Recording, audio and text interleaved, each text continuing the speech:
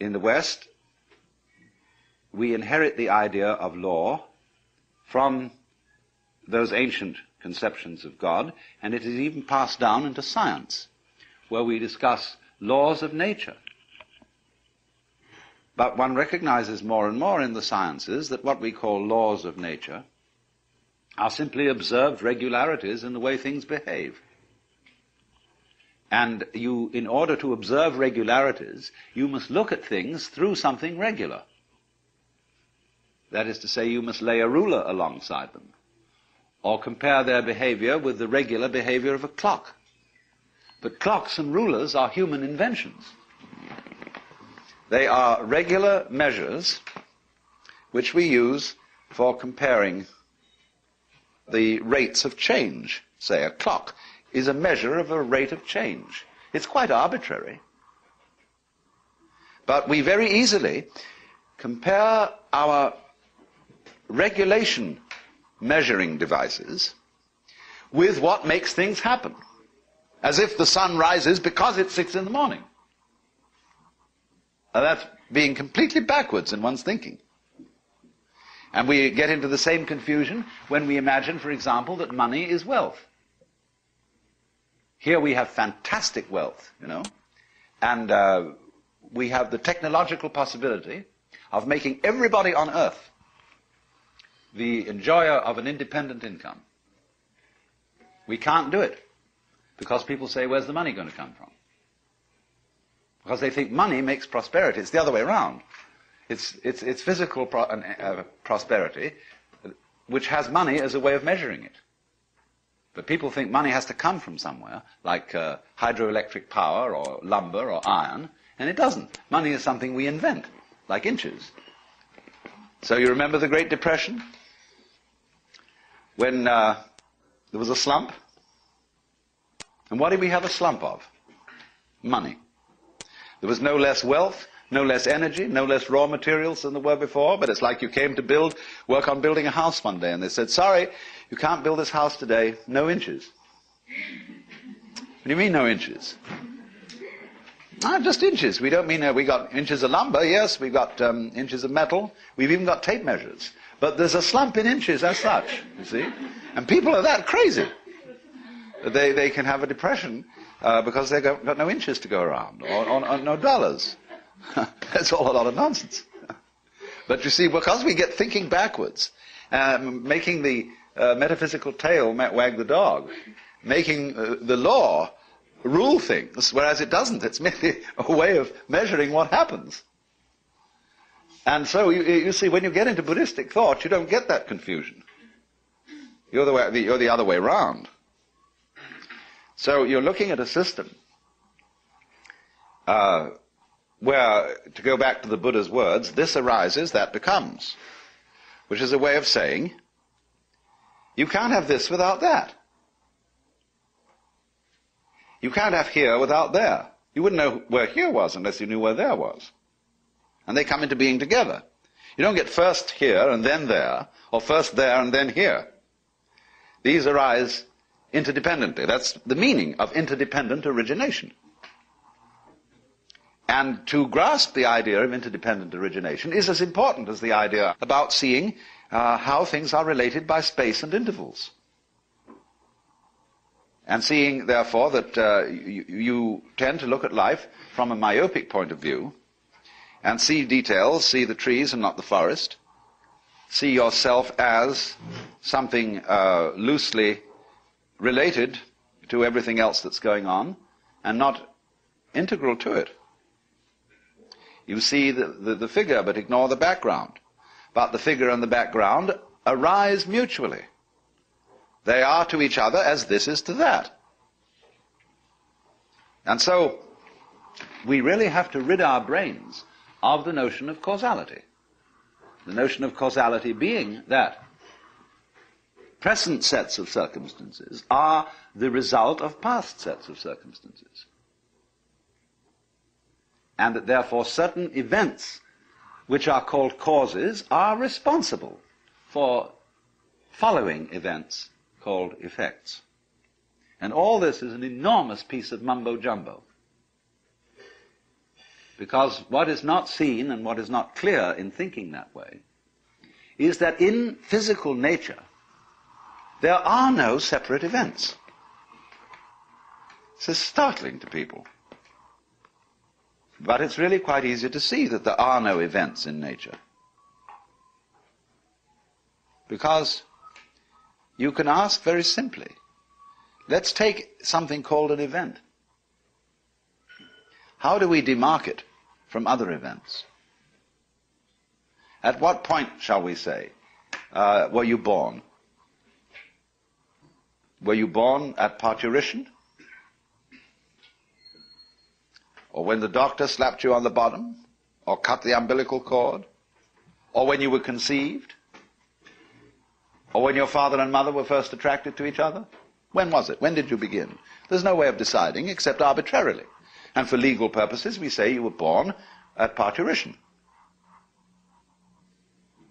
And that's when the astrologer casts your horoscope, except that other astrologers disagree and want the conception time. And say, that's the real beginning. There isn't a real beginning. It goes back and back and back in an inseparable continuity. When are you dead? That's another big argument. And you can get all kinds of ideas about that. So once you see that an event is a term in an intellectual calculus, calculus being the way of measuring, say, curved formations by reducing them to point instants and counting it, you see? But actually, the point instants are imaginary. The curve wiggles along, and it doesn't stutter from point to point. But in calculus, you make it do that.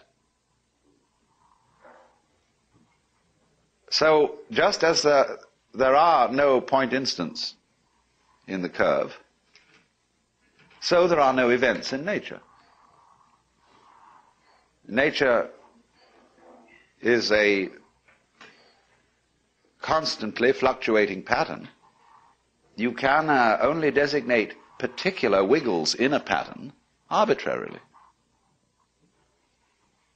You can count a convex formation as one wiggle, or a concave formation as one wiggle.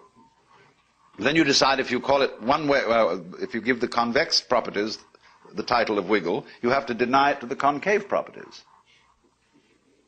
And vice versa. So when you see that what we call separate events don't exist, it becomes nonsense to speak of one event causing another. What you really mean is that the two events which you speak of as being causally related are simply two parts of the same event. They go with each other in the same way as this with that. The relationship is not causal. It is mutual. And it works two ways in time, because so-called future events are not merely passive to past events. But you could easily see when, for example, any biological process goes on, you can reason just as well from the future to the past as from the past to the future. Why do two mammals have sexual intercourse? Well, it isn't just that they enjoy it. It's also that they're a very complex system which does this because it makes babies. And the prospect of baby works in reverse and creates desire. You can reason that way. Or it's silly. Because the whole process is one. And when we speak humanly and purposively, I am going downtown to buy groceries, then a future event could be said to be the cause of why you're now starting out to get into the car, buying groceries. And the difficulty we have in seeing this to be so is that we think in an either-or way, which is what is called dualism in Hindu Buddhist thought, and that liberation is being free from dualism. So when you think in an either-or way, you see the figures in the background as moving, and therefore being responsible for their action. But if somebody argues the other way round and say the figures are just following lines of force in a field, gravitational principles say, we're all human beings, you see, we're all concentrated on our fact that we're individually rushing around and doing this and that. But we don't see that we're equally sucked, and that we move around in response to all sorts of stimuli. But neither position is adequate. You have to see that our being sucked by all sorts of stimuli is exactly the same thing as our apparently voluntary and deliberate action. Because what we're looking at is not this Newtonian game of billiards, where balls roll because they are hit by cues. What we're involved in is a dance where, for example, watch a snake. When a snake swims, there's nothing more beautiful than watching a snake swim in water. Lovely motion. But you see, it wiggles along, and its wiggle is conceivable, you see, as convex, or was it concave? This way, and that way, and this way, and that way. Now, which side of the snake moves first when it wiggles? So it's very easy to see there. Now, when we interact with the world, what moves first? Who starts it? The objective world or the subjective world? But they are related as this to that. You can't have an object without a subject, or a subject without an object. You can't have something known without the knower.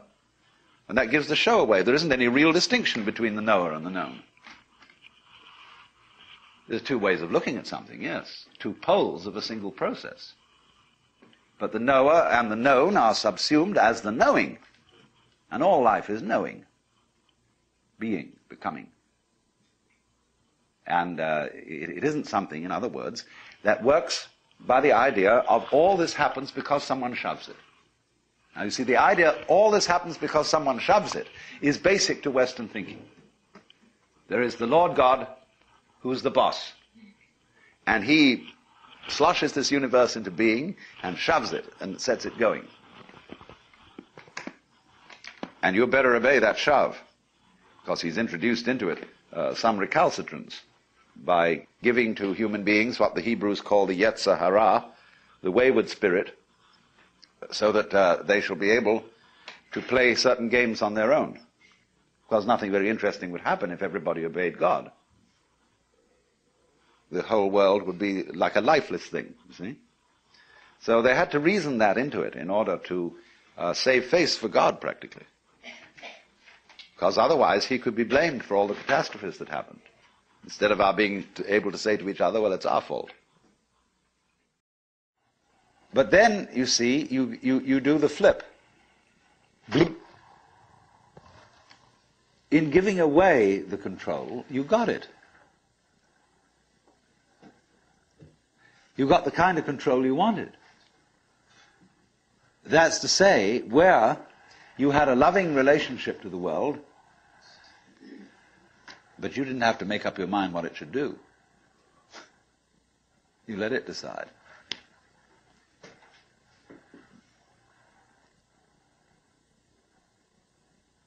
Now, do you see that's how your bodies work? You don't have to make up your mind what your nerve cells are going to do. You've delegated all that authority. If the President of the United States has to lay awake at nights thinking what every official under his command is going to do, he can't be president. He's got to make an act of trust in all those subordinates to be responsible and carry on their things in just the same way as you make an act of trust to all your subordinate organs to carry on their functions without you having to tell them what to do. And this is the secret of what we will call organic power as distinct from political power.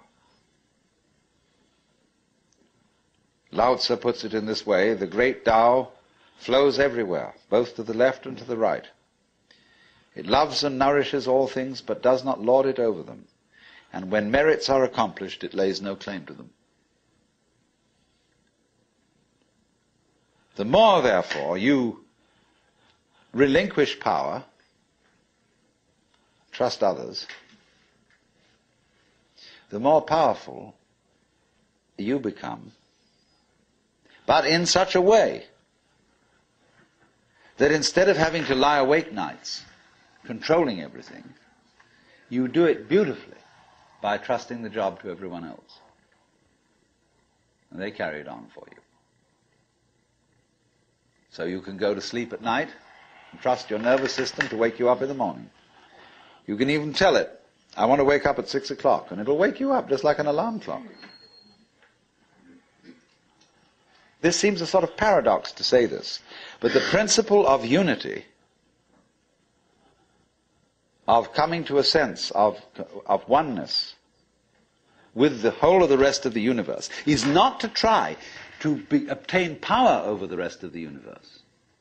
That will only disturb it and antagonize it and make it seem less one with you than ever. The way to become one with the universe is to trust it as another, as you would another, and say, let's see what you're going to do. But in doing that, you see, in saying that to everything else that you have been taught to think is not you, you are also saying it to yourself.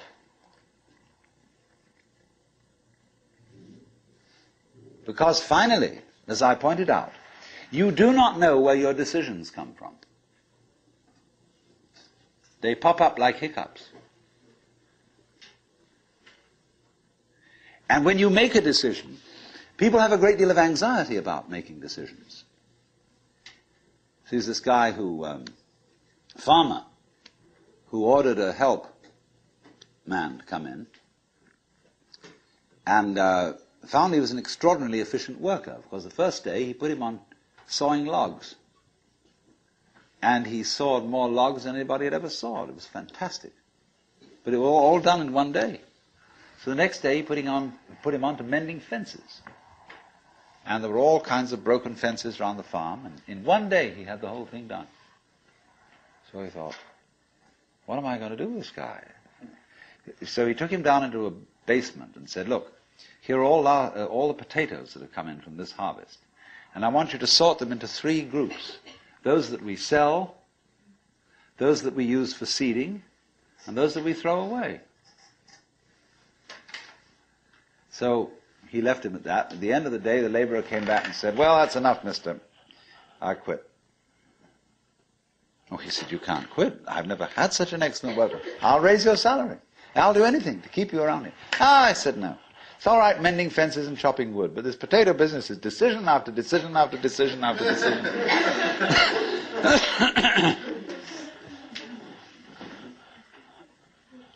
So when we decide, we're always worrying, did I think this over long enough? Did I take enough data into consideration? And if you think it through, you find you never could take enough data into consideration. The data for a decision in any given situation is infinite. So what you do is, you go through the motions of thinking out what you will do about this. And then when the time comes to act, you make a snap judgment.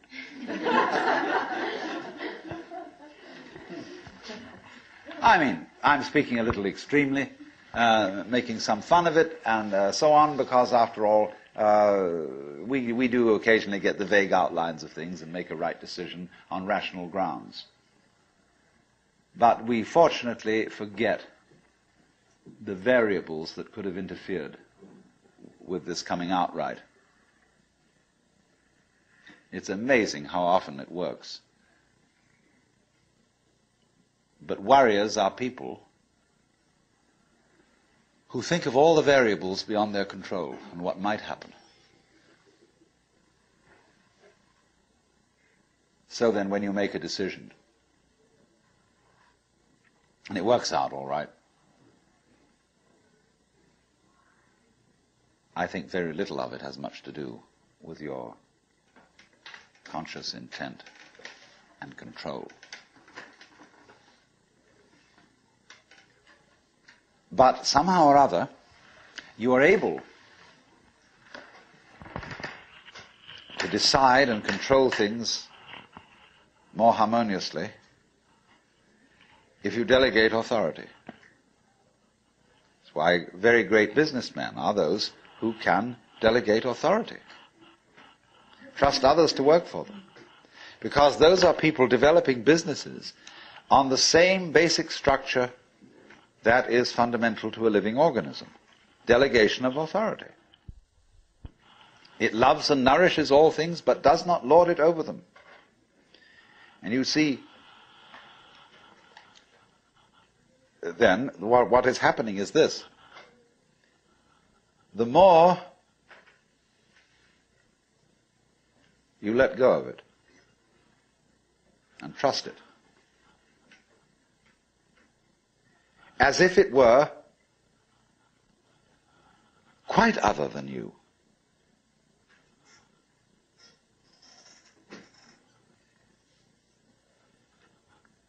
the more you realize the inseparable identity of self and other.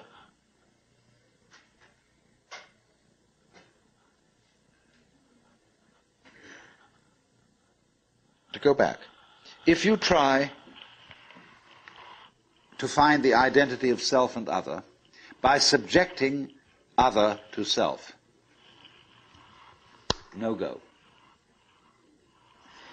If, on the other hand, you find it through giving self, that is control, over to other and trusting that, you may make a mistake. You may make a bad gamble. But in the long run, you're acting on a principle which has the backing of evolution. This is the way biological evolution goes on. Constant delegation of authority. That's why, obviously, the democracy is superior to the monarchy. It was de Tocqueville who said that democracy is always right, but for the wrong reasons. Because there is operating in a democracy the principle that Buckminster Fuller calls synergy. And synergy is the intelligence of a highly complex system, the nature of which is always unknown to the individual members. Because that goes back again to this point, that we're always entering a new environment.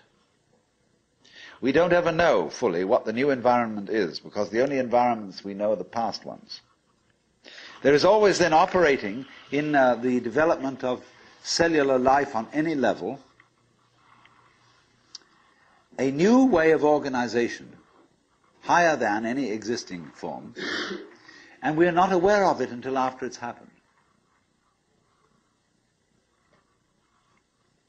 If you ever saw, for example, the film Kon-Tiki, this man figured out a few things as to how to make a balsa wood raft to sail from South America to the Pacific Islands. But once he had set this in motion, he discovered that all sorts of unexpected factors cooperated with him. That when the wood got wet, it expanded so that the ties bit into it and held it completely secure. He had never expected that. And he found that as he sailed along, a flying fish would simply alight flat on the deck every morning for breakfast. That all kinds of natural factors, it was just, he had touched a key where he was flowing with the course of nature, and everything cooperated with him. Because he had touched the key. He had made the act of faith. And he was just picking up, in other words, a practice which had been hundreds and hundreds of years ago, had been followed by others who had worked it out by their great ecological awareness.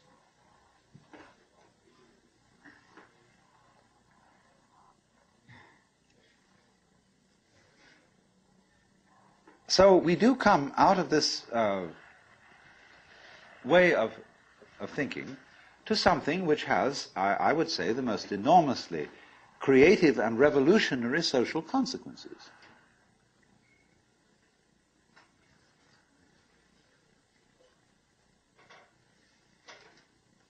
That it has become not virtuous, not self-sacrificing, not anything like that. It has become the hardest practical politics to let go control to others, to give up trying to dominate the scene.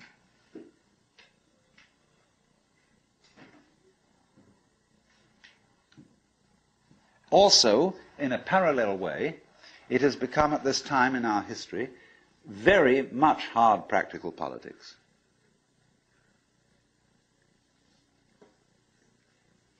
To learn how to enjoy ourselves.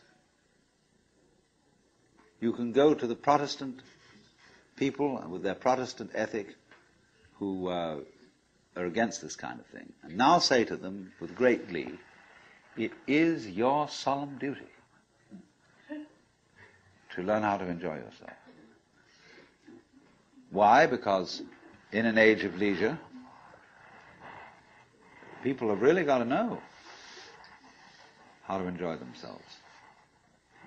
Because if they don't, they'll smash the whole future of the human race.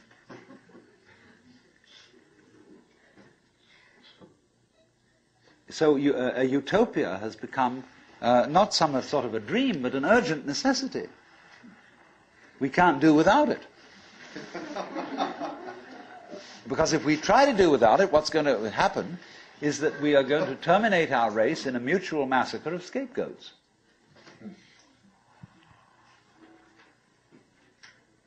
And so the present paranoia in the United States that is going on, where everybody is thinking up a new scapegoat and how great it will be to demolish them or get them out of power, all this kind of bickering and right and left politics has become irrelevant. Because we now have the opportunity of trusting our own intelligence, our own technology,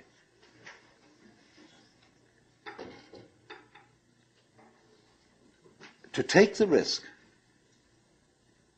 of doing what we want, which will work to the extent that we realize that what I want, basically, what I really want is what you want. And I don't know what you want.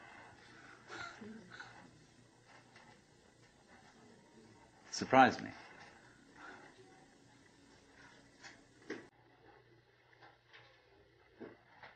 But that's the kinship between I and thou.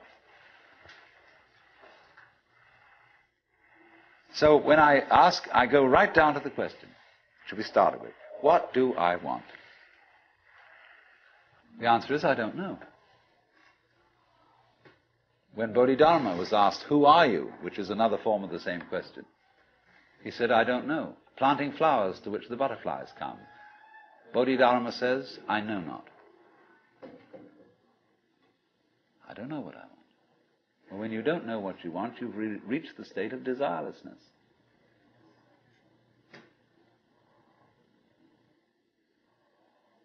When you really don't know. But you see, there's a beginning stage of not knowing, and there's an ending stage of not knowing. In the beginning stage, you don't know what you want because you haven't thought about it, or you've only thought superficially. And then when somebody forces you to think about it and go through and say, yeah, I think I'd like this, I think I'd like that, I think I'd like the other, there's the middle stage. Then you get beyond that. Say, is that what I really want? In the end you say, no, I don't think that's it. I might be satisfied with it for a while, and I wouldn't turn my nose up at it, but it's not really what I want. Why don't you really know what you want? Two reasons that you don't really know what you want. Number one, you have it. Number two, You don't know yourself, because you never can. The Godhead is never an object of its own knowledge. Just as a knife doesn't cut itself, fire doesn't burn itself, light doesn't illumine itself. It's always an endless mystery to itself. I don't know. And this I don't know, uttered in the infinite interior of the spirit,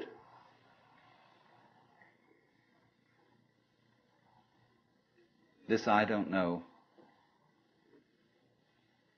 is the same thing as I love, I let go, I don't try to force or control. It's the same thing as humility.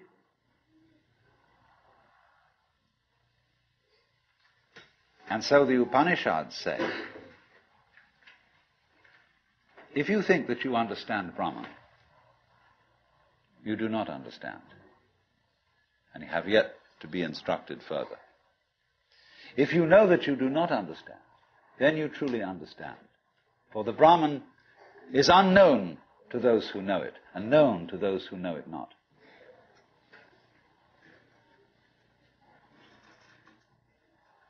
And the principle is that any time you, as it were, voluntarily let up control, in other words, cease to cling to yourself, you have an access of power. Because you're wasting energy all the time in self-defense,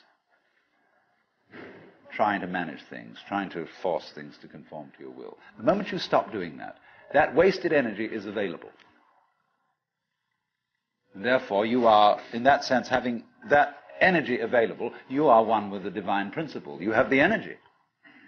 When you're trying, however, to act as if you were God, that is to say, you don't trust anybody and you're the dictator and you have to keep everybody in line, you lose the divine energy. Because what you're doing is simply defending yourself. So then, the principle is, the more you give it away, the more it comes back. Now you say, I don't have the courage to give it away. I'm afraid.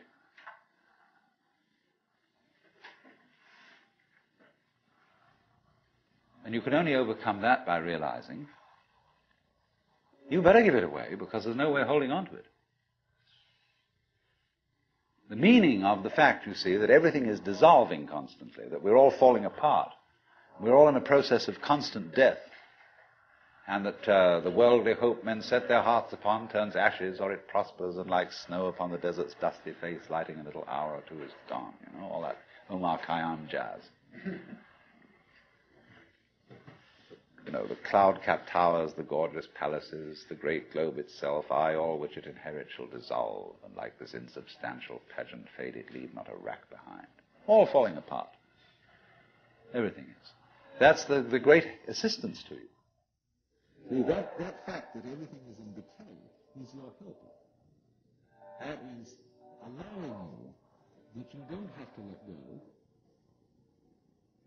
because there's nothing to hold on to. It's achieved for you, in other words, by the process of nature.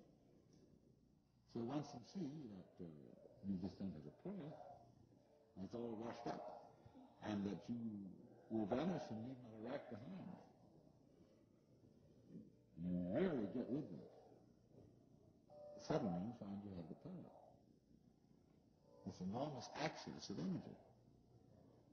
But it's that power that came to you because you grabbed it, came in entirely the opposite way.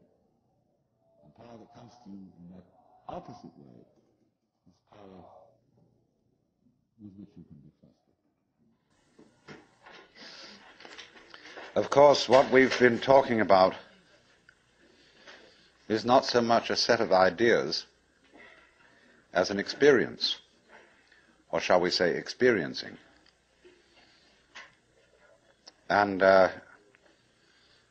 this kind of seminar, in comparison with encounter groups or workshops of various kinds, or experiments in sensory awareness, is now being called a conceptual seminar. Although I'm not talking about concepts.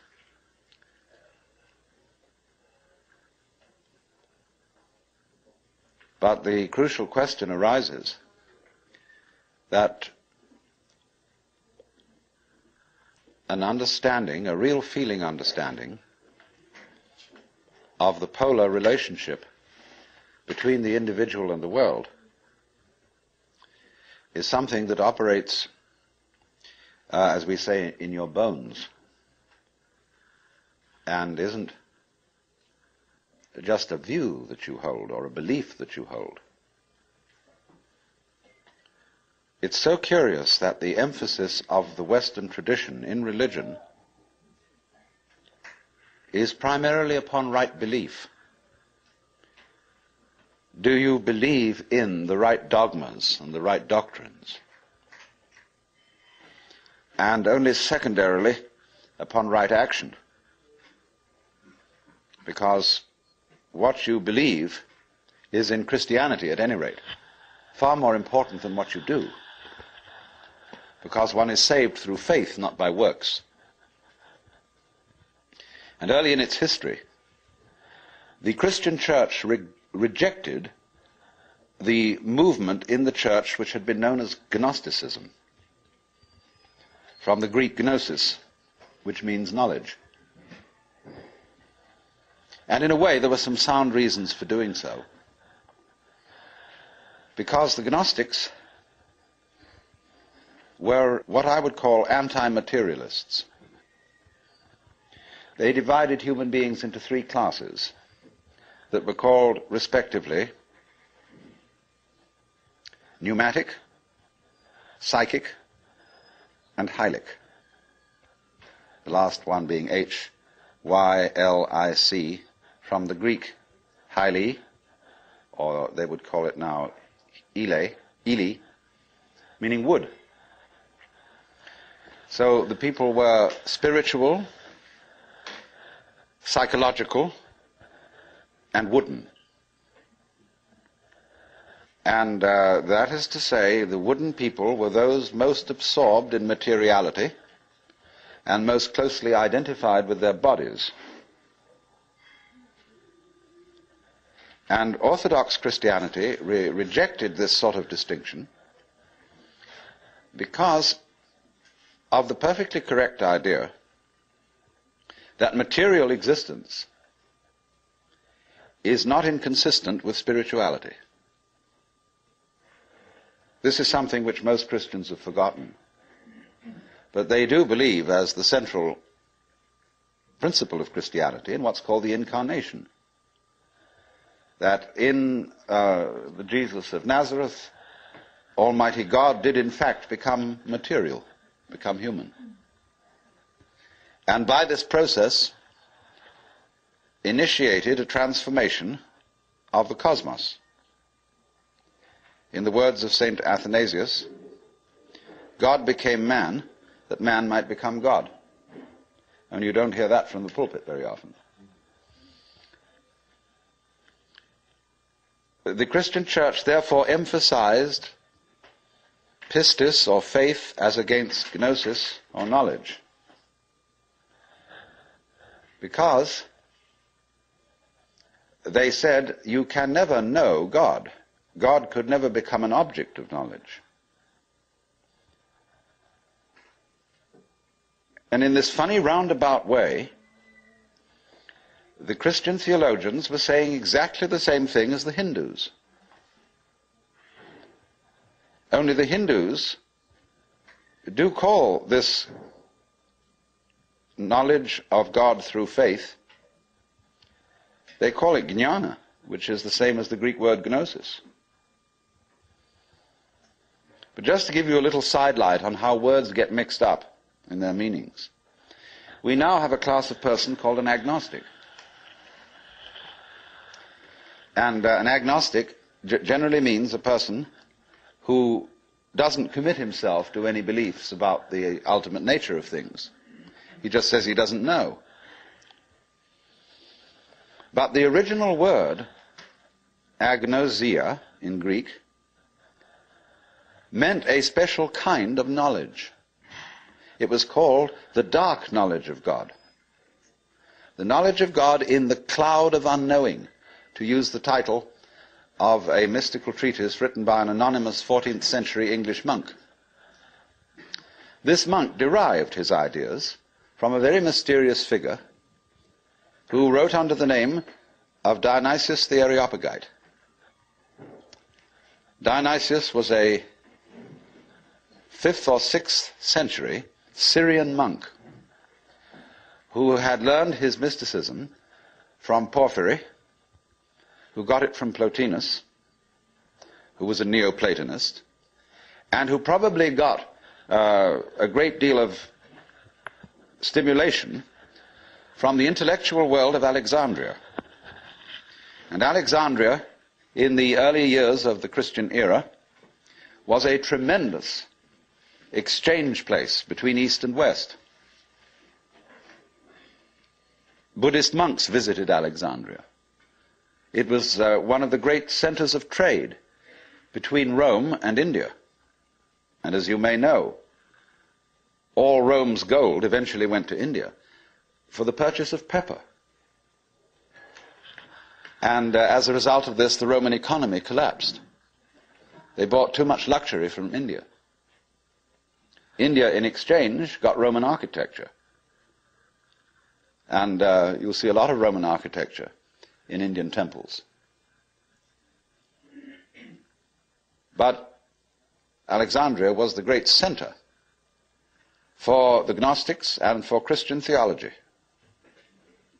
And some of the greatest theologians, Clement, Origen, Athanasius, St. Cyril, all worked out of Alexandria. Well, now going back to this strange monk, Dionysius,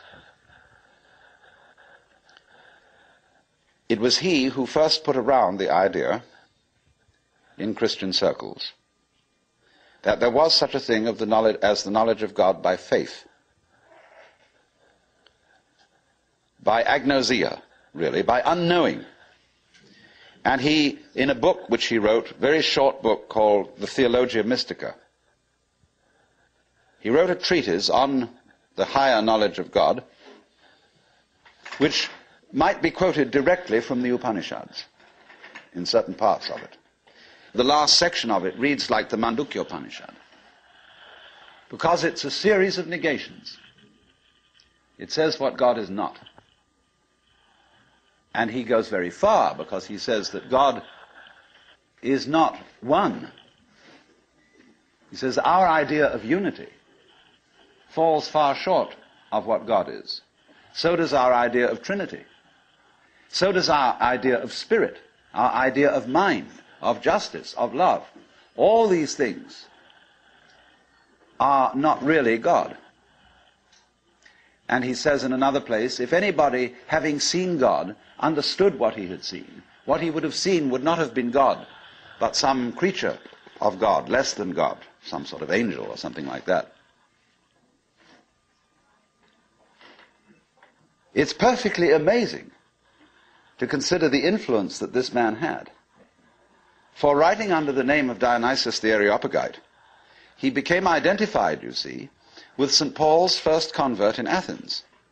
And legend has it that he was the first bishop of Athens and was martyred in Gaul, where he's known as St. Denis. But St. Thomas Aquinas looked upon the writings of Dionysius the Areopagite as having the highest authority. And you could, if all the texts of Dionysius's work had been lost, you could restore most of it from quotations in St. Thomas. He wrote really two very important books. One was the one I said, the Theologia Mystica. The other was called the Divine Names. And these two books presented the two phases of his theology. The book called the Divine Names was a discussion on the nature of God in terms of what God is like, by analogy. And this kind of knowledge of God he called kataphatic, from the Greek pheme, to speak or say, kata, meaning to say according to, that is to say, to speak by analogy. Where he used, though, entirely negative language about God, this sort of discourse was called apophatic. and the word apo meaning away from, to talk away from. Just as a sculptor, when he makes an image, reveals the image by removing stone. And so Dionysius explained that one attains the knowledge of God by discarding concepts, which is exactly what the Hindus mean when they say, of God one can only say neti, neti, not this, not this, not any conception. So thus in Hindu philosophy, the highest state of consciousness in samadhi is called nirvikalpa samadhi, which means literally non-conceptual. Vikalpa means a concept. Nir is a negation. So the non-conceptual knowledge. Now, people have greatly misunderstood this. They have imagined that unknowing the state of the highest contemplation was the acquisition of a blank mind, from which you first discarded thought, you went on to discard perception, you went on to discard any kind of sensory content in awareness, until you were, so far as anyone could say, aware of nothing. And they supposed that this kind of catatonic state was mystical consciousness. This is often believed in India. If you go to the Vedanta Society and ask, what do you mean by nirvikalpa samadhi, they will tell you that the one in that state has no consciousness whatsoever of the sensory world, that he is completely absorbed, as you sometimes see Hindu holy men sitting in a state where they are blind and deaf to everything going on around them. The founder of Chinese Zen, known as Huineng, described people like that as no better than pieces of rock and lumps of wood. He said it's a very serious mistake indeed to confuse sunyata, the Sanskrit word for the great void, which is both the ultimate reality and the consciousness thereof. He said it's a great mistake to confuse it with nothingness. It is rather to be thought of as space, or like space, because space is not empty. It contains the whole universe. And so in the same way, the state of mind of a person who is truly enlightened is not empty. It contains everything. But like space, it is not stained by what it contains. And it's often said in Zen imagery, you can't hammer a nail into space. You can't spit on the sky and soil it. If you try, the spit will just return and hit your own face. So they go on to say the consciousness in all of us, your basic mind is like space. It is completely pure. But of course by purity, they don't mean unsexual, which is of course what purity generally means in the Western world. Blessed are the pure in heart, for they shall see God. A person who's pure in heart is generally understood as one who never has any naughty thoughts. You know what naughty means? It means vain, negative, empty. A naughty person, therefore, is one who doesn't amount to anything, who's just nothing. That's the real meaning. But this misunderstanding of the nature of contemplation existed not only in India, from which it was transmitted to China, but also in the West. You read many treatises on Western mysticism, and there's still the feeling that getting into a deep, deep trance, sometimes called rapture, again, the word rapture has undergone some transformations. We talk about rapture as people being beside themselves with pleasure. But to be rapt means to be taken away from the body. So also ecstasy, we now interpret as meaning in a state of high pleasure. But it means to be outside yourself, to stand outside yourself. Your soul has left you, it is with God.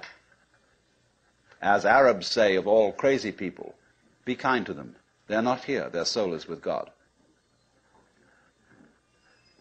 But actually, if it can be true, as Buddhists say, that nirvana and samsara are one, and if it can be true, as Christians say, that the spirit can be made flesh, the word can be made flesh, then obviously the highest form of man is not sitting in a trance like a lump on a log, with a perfectly blank mind. Because if that were the highest state of consciousness, it would be an exclusive state of mind. A state of mind that shuts out life. And in that sense, it could not qualify for being what the Hindus call non-dualistic. They always speak of the highest reality as being not one, because one excludes many. Not nothing, because nothing excludes something. Not being, because being excludes non-being, and vice versa. And so they use this word non-dual to mean that which doesn't exclude anything, which, as it were, has no outside. As we say, space has no outside. You can only have outsides inside space. You can't have any outsides outside space. There is no outside space, even though space may be curved and finite.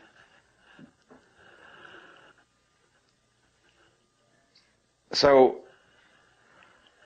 if you want to think, incidentally, of that curved space, go and take a look at a photograph in the Life, a book on mathematics, where there's a picture of a Klein bottle, which is a three-dimensional Möbius strip. A Möbius strip, you know, is a piece of paper that is twisted once and then joined. And it has only one side and only one edge. Now, a Klein bottle is a three-dimensional Möbius strip, and it only has one inside. It has no outside. You can say it has an inside and no outside, or it has an outside and no inside. It's a fabulous little trick.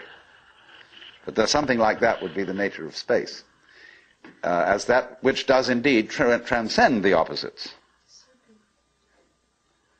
Not quite. No, we'd have to do one extra move on a serpent to make it into a Klein bottle. You'd have to tuck its head through the side of its skin and make the aperture through the mouth continuous with the inside of the serpent towards the tail, you see. That's more or less what a Klein bottle is. So, what I'm getting to, I'm giving you something out of the general history of religions to show that what has been meant by the mystical state, the state of samadhi or awakening in certain traditions, is not this state of trance, but a state of consciousness in which you can perfectly well carry on your daily affairs. And of course, what is meant by a bodhisattva as the ideal type of Buddhist person is that he is not rapt, that he is actively engaged in the life of the world, because he has gone beyond the illusion that nirvana is to be found away from everyday life. So, what is then the point of meditation? Why meditate? Why do you have to crawl off into a hole, or go to a Zen monastery, or retire and be quiet, when this is only a withdrawal? Is there anything to be said for it? Well, meditation is, in that sense, as a practice, as a discipline, is a very curious problem. Because from one point of view it's a help, and from another point of view a hindrance. And I think we have to understand, first of all, that meditation exercises are medicinal rather than dietary. The same could be said of LSD. A medicine, not a diet. Something that is described in Zen as when you want to open a door, or summon someone to open the door for you, you pick up a brick and you knock on the door, but you don't carry the brick into the house. When you need a raft for crossing a stream, you cross the stream on the raft, but you leave the raft on the bank at the other side. You don't go carrying it around. But a lot of people, when they get into meditation, or they get into religion, or into any kind of exploration of this sort, turn the door into a revolving door and keep on going round and round and round and never get through. They say, what a gas it is to be in this revolving door. So I think a good definition of a parasite is a person who goes through a revolving door on someone else's push.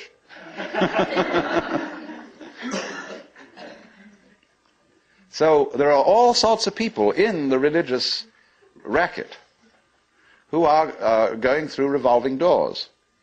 And they're very bitter about people who walk right through and leave the door behind, because they say, well, you haven't paid enough respect.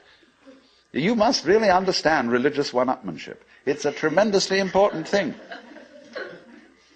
And don't be caught out by this, because what happens is there's a little game going on, which I'm going to initiate you into. And it's played in Zen, which is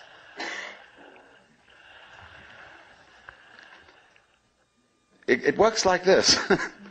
If you go to a teacher and ask for spiritual instruction, or even if you come to a seminar like this, you are, by doing that, confusing yourself. Because you are looking for what you're asking for outside, as if someone else could give it to you, as if you didn't have it. So the teacher knows that as long as you do that, you haven't understood. But he doesn't just tell you to go away. Or we may sometimes just say, go away, I'm too busy. And in any case, I can't tell you anything. Well, people won't take that for an answer. They won't take no for an answer. And furthermore, if he just said, go away, they would just find some other teacher who would exploit them and maybe keep them as followers for years and acquire a great deal of money by so doing. But what he does is another thing. He tries to give them the put down, as if to say, you have a great long distance to go yet. Your attainment is not at all perfect. And they're always talking about other sects and other schools and saying, well, they haven't really got the point, you see? So that you keep losing faith in yourself and feeling, my goodness, I haven't yet attained this thing. And that keeps you working. But all the time, you're being talked out. It's like someone who's a pickpocket and he's stolen your own watch and is selling it to you.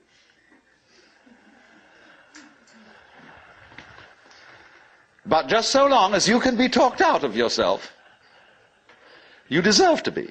I have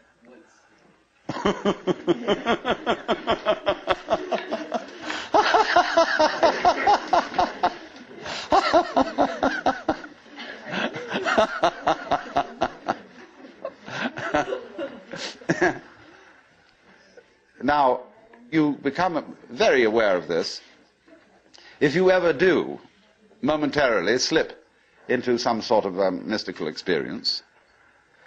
You become aware of this tremendous gamesmanship going on. And you see it as sort of continuous with all sorts of cosmic games that are going on, of creatures eating other creatures up, and the creatures that get eaten, of course, transform themselves into the creatures that eat them, and then in turn eat other creatures. And you see the whole hide-and-seek game going on, and then you realize very clearly that the state of development that you are in now is no better and no worse than anybody else's state. Because it's like space again. Which planet is in, or which star is in the best position? Well, it's all equal. They're all in the middle. Any one can be considered as the center one. Any point on a sphere is the center of the surface of the sphere. So, in the same way, everybody, in all his behavior, whatever he's doing, whether we call him from a certain point of view sick, or whether we call him healthy, whether we call him good or bad, neurotic, normal, psychotic, sane, all the manifestations are just like the leaves on the trees. And in each being, in a unique way, is, as Christians would say, manifesting the will of God.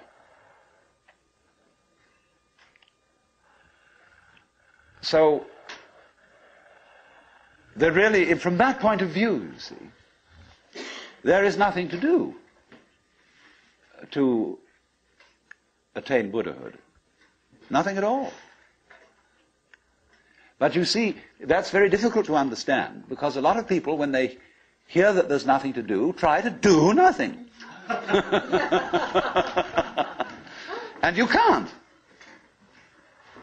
Because you are karma, and karma means action. You can't do nothing. But the thing you're looking for, or think you're looking for, is what you're doing. Is what's called you. Only, of course, as we all know, we've got ourselves into the idea that oneself is so difficult to see.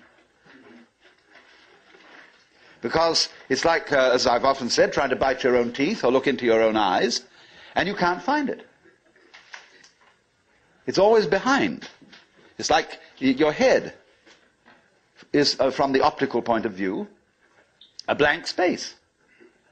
Neither light nor dark. It's right in the middle of everything.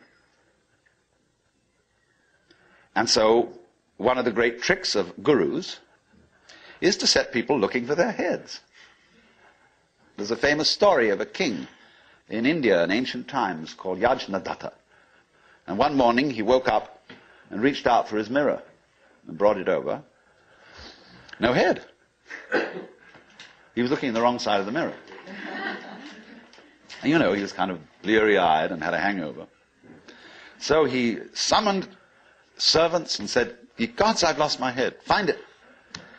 And they said, "But Your Majesty, it's there on your shoulders." He said, "It is not. I can't see it in the mirror. Nobody can show me my head." So they were rushing all over the place, looking for the head. Now the trick to that is, of course, that you are perfectly well aware of your head, only not in a form in which you expect to be aware of it.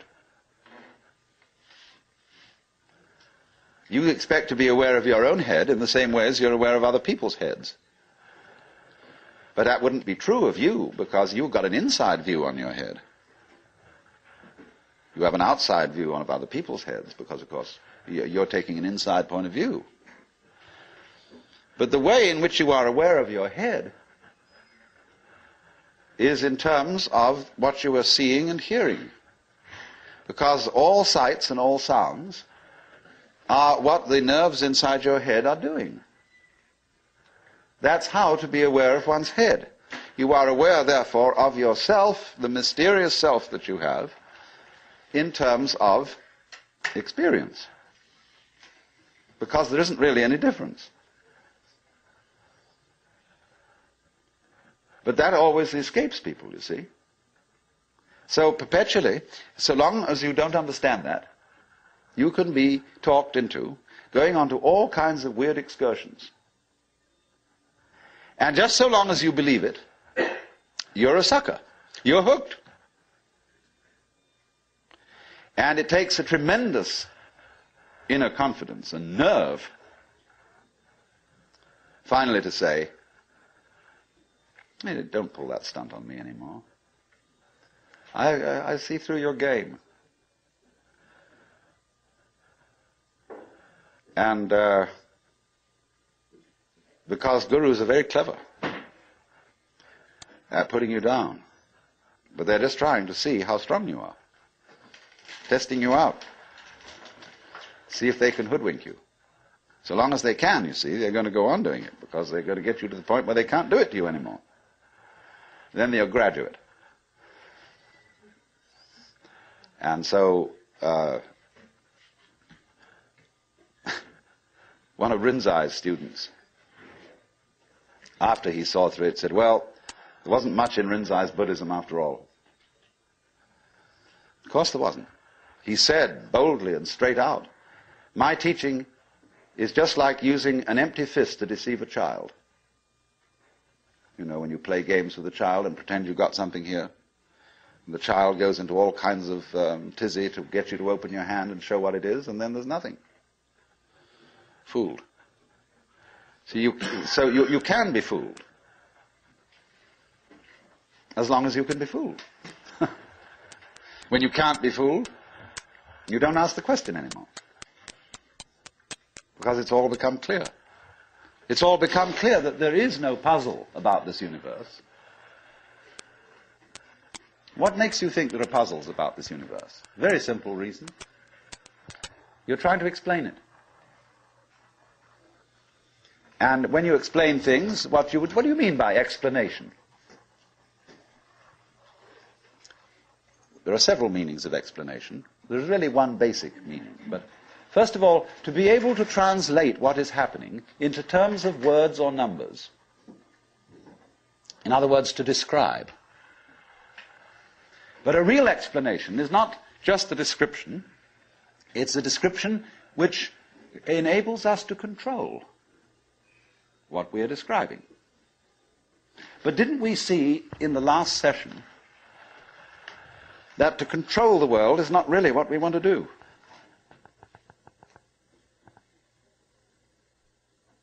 So that if all explanations have as their function enabling us to control things, then maybe an explanation isn't what we wanted. And furthermore, you can very simply see that what makes things complicated is explaining them. When somebody explains to you how a flower works, and he's a great botanist, and analyzes all the innards of a flower, and shows the channels, the fibers, the processes of reproduction, and so on that go on in it, everybody stands fascinated. Say, how complicated that is. How clever God must have been to create that flower, to have all that complexity going. It isn't complicated at all. It's only complicated when you start thinking about it. Because the vehicle of words is a very clumsy one. And when you try to talk about the processes of nature, what is complicated is not the processes of nature, but trying to put them into words. That's as complicated as trying to drink up the ocean with a fork. It takes forever. And so this intense complexity that we see in everything is created by our attempt to analyze it all. And so what we do is, you see, when we analyze, we use our eyes and ears as scalpels. And we dissect everything. And we have to put a label on every piece we chop off. And so we scalpelize, and we get it right down to atoms, getting finer and finer, and we suddenly thought, well, we've got to the end of it, because the word atom means what is not cuttable. Atomos. But then we found we could cut the atom. And lo and behold, big fleas had little fleas upon their backs to bite them. And it goes on forever. There is no end to the minuteness which you can unveil through physical investigation. For the simple reason that the investigation itself is what is chopping things into pieces. And the sharper you can sharpen your knife, the finer you can cut it. And the knife of the intellect is very sharp indeed. And the sophisticated instruments that we can now make, there's probably no limit to it. But in a way, all that is vain knowledge. In a way.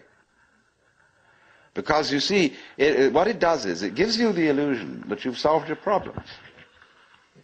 When you have controlled certain things, and you have solved certain problems, practical problems, you say, fine, more of that, please. Let's go on solving problems. And then you do. And you create a world of people, as we are today, far more comfortable than people who lived in the 19th century.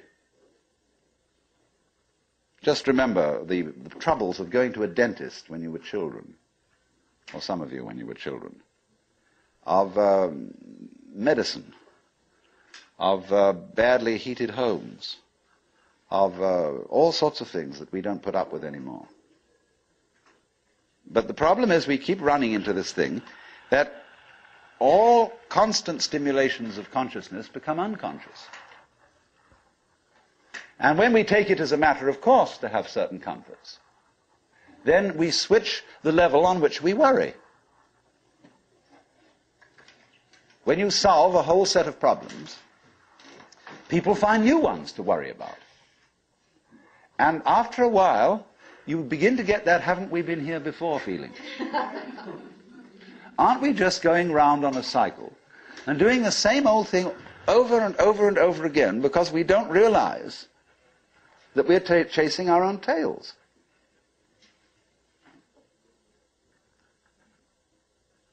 By an eternally recurrent process of not knowing who you are.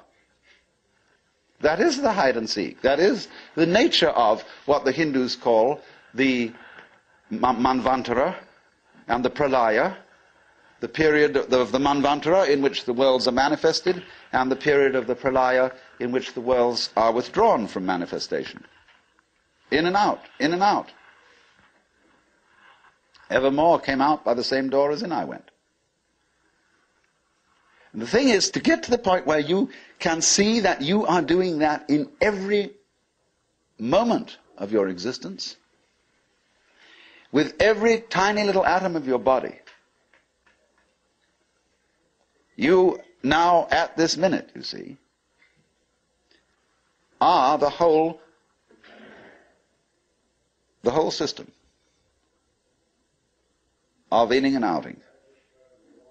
In other words, you often think perhaps, maybe a long, long time ahead, I shall reach the point where I wake up from manifestation and overcome the world illusion and discover that I am the supreme reality behind all this diversification. My friends, there is no diversification.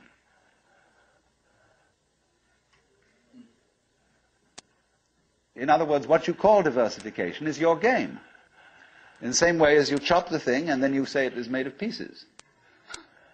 Because you forget that you cut it. And so when you see the world as complicated and that there are life problems and that you might one day succeed. See, hundreds and hundreds of people are running like mad after something that they call that is success, and they have no idea what it is. So in exactly the same way, the guru is keeping you running and running after spiritual attainment. You don't know what you want. This is where Krishnamurti is so clever. Because he says, if you ask me for enlightenment, how can you ask me for enlightenment? If you don't know what it is, how do you know you want it? Is that any concept you have of it will be simply a way of trying to perpetuate the situation you're already in. If you think you know what you're going out for, all you're doing is you're seeking the past, what you already know, what you've already experienced. Therefore, that's not it, is it? Because you say you're looking for something quite new. But what do you mean new? What's your conception of something new? Well, you figure I can only think about it in terms of something old, something I once had. So he doesn't say anything. He doesn't indicate anything positively. Everybody says, why are you so negative? Why don't you give us something to hang on to? Well, the simple answer is it would be spurious. You don't need anything to hang on to. You're it. You don't need a religion. But then you say, well, what is all this religious stuff about then? Why don't we just forget it? You can try. By all means. Just go away. Don't go to gurus. Don't go to church. Don't enter philosophical discussions. Forget it. But then you'll realize that by having consented to forget it, you're still seeking. What a trap. What can you do? You see? If you stay here and listen to me or to anyone else who comes around here, you're fooling yourself. But if you go away, you're fooling yourself too. Because you still think that's going to improve your situation. It won't. And therefore, when you discover that it doesn't, you'll think, well, maybe it was a mistake to go away, and you come back to the guru. And he looks at you and says, you are very undisciplined, very inferior student. And you need to apply yourself. Well, as I explained what he's doing. But it comes down in a way to a sort of contest with the guru. You see? Will you call his bluff? And you're afraid to. Because you might discover that if you do call his bluff, he's no better than you are. Well, that's what you're supposed to find out. But without being cynical about it. He's as divine as you are. But you've got to call the bluff. There's going to be a showdown. And it's a double bind. The whole situation's a double bind. Because it doesn't do any good to stay here, and it doesn't do you any good to go away. Either to do something about it or to do nothing about it. Now then, there's something else. When you understand that, and when you realize that there's nothing to realize, well, it's all here. Then what are you going to do? Well, of course, this is the sense of the Zen poem. Supernatural activity and marvelous power. Drawing water, carrying fuel. You know? Do whatever one does as a human being. But there's a little element of Philistinism in that. It's like when a child is pestering father or mother with all sorts of questions. They finally get down to the deepest metaphysical problems. They say, oh, shut up and eat your donut. And I wouldn't say that, you see, at this point. Because life, as one looks at it, you see, is in fact a celebration of itself. When you look out at night at the stars and you really wonder, good God, what is all that about? Well, it's a firework display. And it's celebrating High Holy Day. It's whoopee. And the whole world is whoopee. It's a kind of exuberance. And therefore the proper function of religion is digging this. It's not seeking. It's not seeking anything, but is, in a way, thanksgiving. That's why, of course, the Christians were right in calling the Mass the Eucharist, the thanksgiving. Only they had such a complicated way of thinking about it that nobody could understand it. So in religion, all religious exercises, whether they are meditative or whether they are ritualistic, are whoopee. They are not something you do in order to attain anything. They are like art forms. like dancing. They are expressive of attainment, of the attainless attainment. So here's another hang-up for you. When you go to Mr. Suzuki, who runs the Zen Center, he's a good disciple of Dogen, who brought Zen, a certain school of Zen, to Japan in the 13th century. Dogen said, you can't sit and meditate unless you're already a Buddha. In which case, why meditate? Well, meditation is just the way a Buddha sits. And he called this sitting just to sit, not to attain enlightenment. Because the minute you do that, you see, you're not meditating.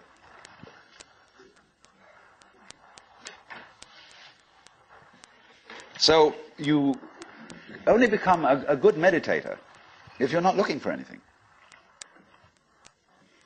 Therefore, you realize what a great thing is to be able to, and what a great it is to dissect old analytical int, to be able to look at the water or the trees, floor, and the light in front of you without calling it light or floor or trees, or thinking that it has parts, or thinking that it's complicated. It isn't. So when you can sit without thinking, not with an empty mind, mind you, I'm going back to that point, not with an empty mind, but just a non-analytic mind, a non-probing mind, where you're not creating problems, or a non-analytic mind, a non-probing mind, where you're not creating problems all the time by trying to control it, by trying to control your mind, by trying to control your experience, what you see and hear. You then just simply discover that there is no way of controlling what you're experiencing, because what you're experiencing is you. And to try and really fundamentally control that is just going around in a circle. So if I would say to you now, what you have to learn is to let it happen, that's wrong too. There's no one to let it happen. If I say to you, accept your experience, be calm and open to things, that again perpetuates the illusion that you're something different from it. And so we go round and round. But if there are some people who want to get together, and like we would get together to play poker, or to have a walk, go fishing, or sail a boat, if there are some people who want to get together to meditate, and to have rituals, and to chant, great. It's an art form. And you can only use it and make it a good art form if you're not using it to get something.